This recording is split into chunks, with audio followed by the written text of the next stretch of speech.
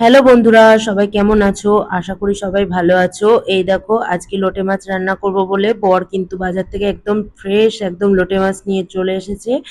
আর সাথে কিন্তু লোটে মাছের সাথে এই দেখো রুই মাছের ডিম নিয়ে এসেছে। ও বললো রুই মাছের ডিমটা ও শুধু বলেছে ফ্রাই করে দিতে, এমনি জাস্ট ভাজা। তাই এটাও রান্না করবো। এটাও কিন্তু খুব ফ্রেশ রয়েছে দেখো। চলো তাড়াতাড়ি রান্না বান্নার জোগাড় করে নিই, এমনিতেই অনেক বেলা হয়ে গেছে।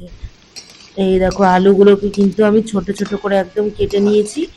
আর কারণ কি লোটে মাছটা হবে একদমই জল ছাড়া, জল ইউজ হবে না, কারণ জল দিলে মাছগুলো সব ভেঙে যাবে আর পুরো ঘেটে যাবে, ভালো লাগবে না খেতে। আর গোটা গোটা এই রান্নাটা এরকম কালো জিরে ফোড়ন দিয়ে কাঁচা লঙ্কা আর শুকনো লঙ্কা একটা, জাস্ট বেশি না, এটা বেশি রিচনেস হবে না। একদম এটা খাওয়া শরীরের জন্য ভীষণ উপকার। আর খেতেও খুব টেস্ট লাগে, গোটা গোটা মাছটা থাকে। দারুণ এটা, এই রেসিপিটা দারুণ, এটা দারুণ লাগে এটা খেয়ে। লোটে মাছ কিন্তু মানে শরীরের চোখের জন্য ভীষণ উপকারী একটা মাছ।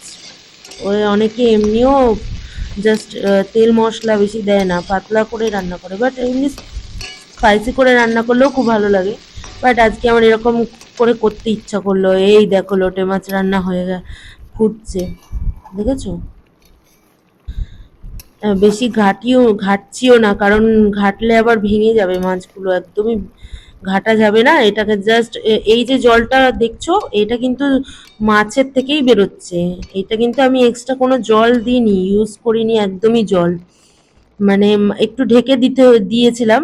আর এই দেখো মাছের ডিম, এই দেখো একদম মাছের ডিম ভাজাভাজি হয়ে গেছে, একটু কড়া করে ভেজেছি। একদম গরম ভাতের সাথে এরকম মাছের ডিম পেলে আর কিছুই লাগে না, দারুণ, মানে খাওয়াটা পুরো জমে যাবে একদম আজকে। তো চলো, এই দেখো লোটে মাছ, লোটে মাছটা কিন্তু একদম ভাঙিনি, দেখতে পাচ্ছ বন্ধুরা। আর আলু দিয়েছি, কারণ কি একটু আলু না হলে ভাতটা খাওয়ার ব্যাপার আছে। ভাতটা কি দিয়ে খাবে, আলু না দিলে একটু আলু দিয়েছি আর একটু ঝোল ঝোল রেখেছি, তাহলে ভাতটা খাওয়া যাবে আর কি।